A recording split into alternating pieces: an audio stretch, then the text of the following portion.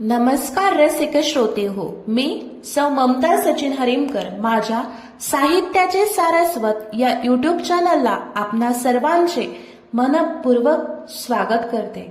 सगळं उलथून टाकलं पाहिजे हा दर्जेदार कविता संग्रह आणि एक भाकर तीन चुली सारख्या प्रचंड लोकप्रिय झालेल्या कादंबरीनंतर देवा झिंजाळ यांचे मेंदूची मशागत हे तिसरं पुस्तक वाचायला घेतलं आणि पोरा लोक फक्त हसायला असत्यात पोसायला नसत्यात असं म्हणत लहानपणीच कष्टाचा नांगर हाती देऊन मेंदूची मशागत करणाऱ्या, निरक्षर असूनही आयुष्यावर पीएचडी करणाऱ्या माझ्या झुंजार आईस आपल्याच धडावर आपलंच डोकं असलं की आपला मेंदू कधीच वाईटाचा गुलाम होत नाही हे बिंबवण्यासाठी आयुष्य खर्ची घालून माणसांच्या मेंदूची अविरतपणे मशागत करणाऱ्या आदरणीय डॉक्टर आह साळुंखे सरांना स्नेहपूर्वक ही अर्पण पत्रिका वाचली आणि पुस्तक थेट काळजाला भावलं।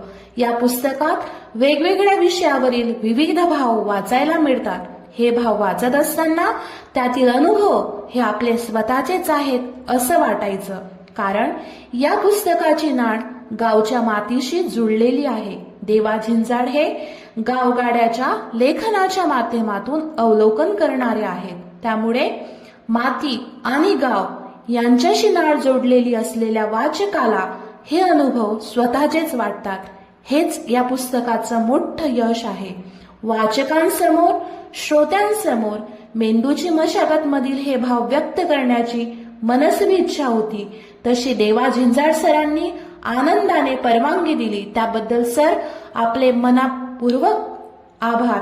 व वाचक हो, मेंदूची मशागत मधील निवडक लेख लवकरच तुमच्या समोर घेऊन येईल। त्या सादरीकरणाला तुम्ही भरभरून प्रतिसाद द्याल हीच अपेक्षा।